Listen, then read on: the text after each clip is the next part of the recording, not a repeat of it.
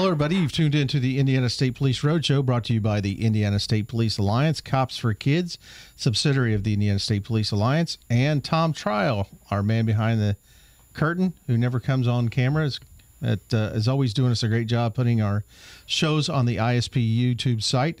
Make sure you go to the ISP YouTube site and find our radio show on there, along with a lot of other videos that Tom puts on there for us. So thank you, Tom, for your continuous work and what we do here and how we do it. So today I have a guest with me that's first-time guest with us, Bruce Cutler, who is the Indiana State Department of Agriculture Director. Bruce, thank you for coming in with us today. Well, thank you for having me. I certainly appreciate the opportunity to talk about this subject, one that's very important in our industry. Obviously, yes.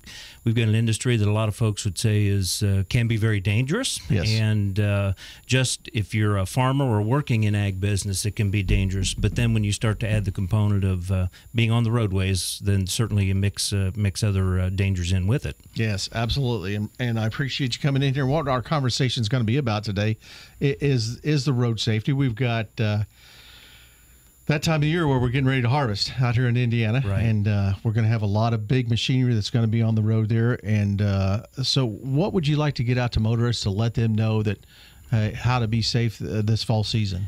Yeah, first, Sergeant Myers, I think it's everyone. There's three key things in my mind. You want to be alert. Right. The need to be patient is of utmost importance, and then just being responsible as a motorist, being responsible for ourselves.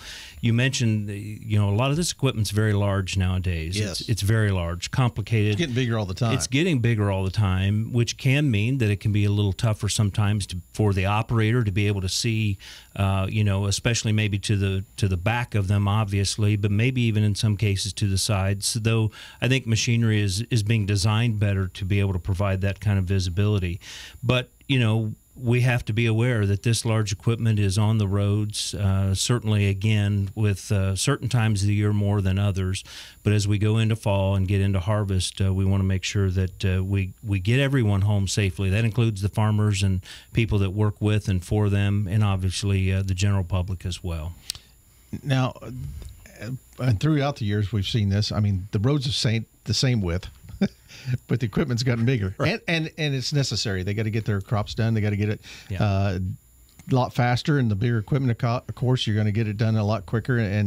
But there's safety concerns that we're aware of as police on the road that you need to look at, and obviously the farmer too. But what one thing are you guys looking at to push out to the people out there that they need to know the most?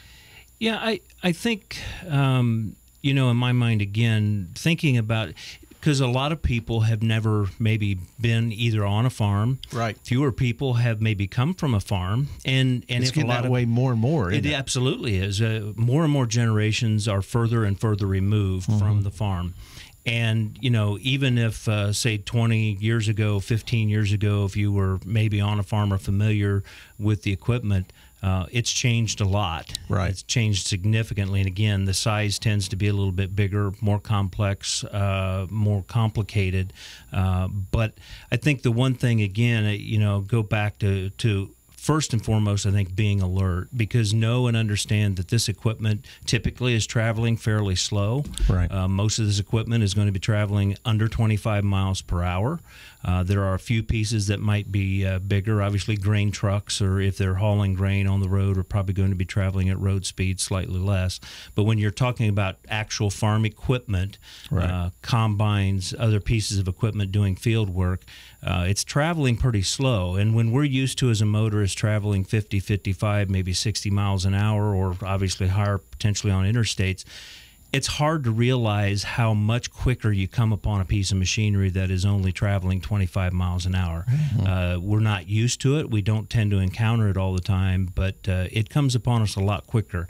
And so, that being alert, if you see some large piece of machinery or a slow-moving vehicle sign or flashers on a piece of equipment, know that piece of equipment probably is either stopped, potentially, or going a whole lot slower than we are as a motorist.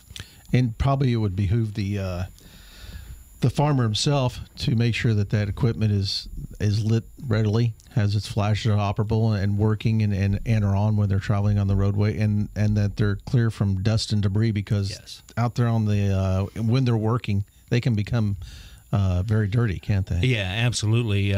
These crops, especially, once they dry off, soybeans especially, can be very dusty. But absolutely, farmers need to be aware as well. And I would have the same message for farmers in terms of make sure that those slow-moving vehicle signs, first off, make sure you have them on there. Yeah, that's the law. It's the law. You got to have it on there. So make sure they're on there. But secondly, make sure they are visible. And to your point, especially on the back of a piece of machinery, very often they're going to get covered with dust. And so I would encourage farmers to remember, before you go to the next field, make sure you take that, you get something out to clean that slow-moving vehicle sign off. The same with flashers.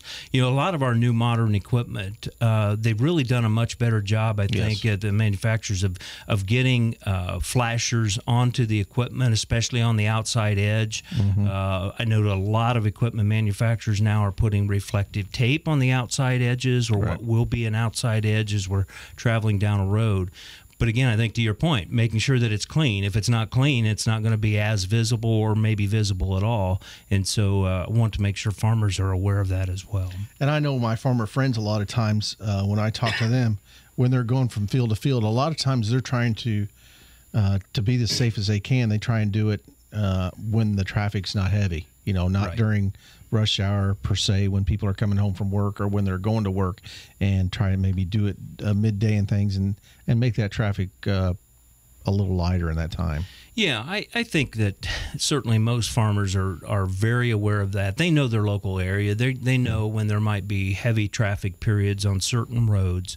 As I've talked to farmers over the years, frankly, I think a lot of them will even try to find roads that aren't going to be as heavily traveled. In fact, it may take them a little longer to get to certain fields and certain areas to try to find a less heavily traveled road. And I know that they do that. But again, sometimes they can't avoid it. And with the size of the machinery, the other thing I would encourage all of us as motorists to remember, this machinery, very often farmers will pull over, but they'll pull over when they can. They can't always pull over in just any spot. There might be obstructions in the ditch, might be mailboxes, road signs, bridges. So that's one of the reasons when we talk about being patient as one of the keys to remember. You have to remember that they can't just pull over anywhere. Yeah. Yeah. And they probably don't want to get in somebody's yard, especially if it's a little soft. They're trying to be conscious of that too.